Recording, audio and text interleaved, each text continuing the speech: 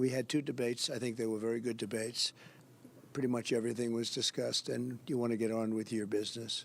And I believe we owe it to the voters to have another debate, because this election and what is at stake could not be more important. And welcome back to Square Off. We heard from Republican presidential nominee Donald Trump in Tucson. He says he doesn't want a second presidential debate because he won the first one. Democratic nominee Kamala Harris appears to be genuinely spoiling for a second after polling showed she won the first one. So, to debate or not to debate? One of many questions for our politics panel. Stacy Pearson, Democratic consultant at Lubin Strategies, and Barrett Marson, Republican consultant at Marson Media. Welcome back to Square Off. Want to remind viewers, in just 3.5 weeks, the early ballot will be arriving in your mailbag box. So, was that the first and only presidential debate we're going to see? Oh, if Trump's team can control that, yes. And that's the right answer for him. He got waxed by the current vice president. In fairness, this is the second debate. It's not Trump's fault that, Joe Biden, dropped out. So in fairness, it is the second debate, and he clearly won the first debate.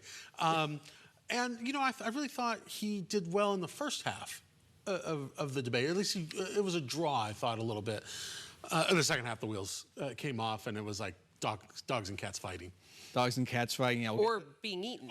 Or being eaten. Yeah. I mean, Trump managed to fumble immigration. Yeah. That is the area. It reminded me of how Biden had dropped the ball on abortion. Which is why he's not running. Right, sure. So that we have a 78-year-old man that could not focus on immigration, which is in large part the Republicans' biggest advantage, and started talking about eating dogs. Right. It was literally the final couple of minutes in his closing statement where Trump really did a good job. The problem is the other, 7 minutes, yeah. It wasn't, he did not prosecute the case against Harris the way it should be. And yet, we're still tied. It's still a 50-50 election, pretty much. Well, with maybe a small fraction of undecideds. Let's bring it back to Arizona. And how do you think that debate landed in Arizona, meaning on issues like the economy, immigration, abortion? Did it make an impact here, do you think, on voters, on that small number of voters who are really persuadable at this point? Yeah, absolutely. I think folks still wanted to learn more about her and her ability to take the presidency. And so what she did extraordinarily well was lay out the fact that she's composed and she's smart and she can get the nuclear codes and not bomb people with them. I mean, I think just her composure alone was extraordinary. I think if you're an undecided voter right now, maybe you should just sit this one out. We've had 8 years to learn about Donald Trump, and I know Harris is a bit newer to the stage, but has still been vice president for 3.5 years.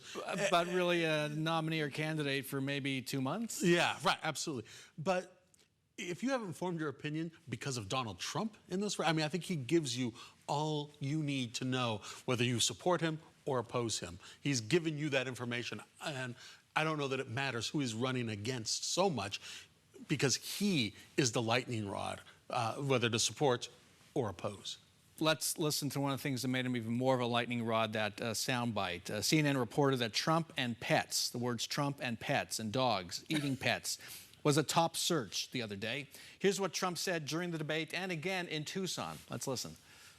In Springfield, they're eating the dogs, the people that came in. They're eating the cats. They're eating the pets of the people that live there. And this is what's happening in our country, and it's a shame.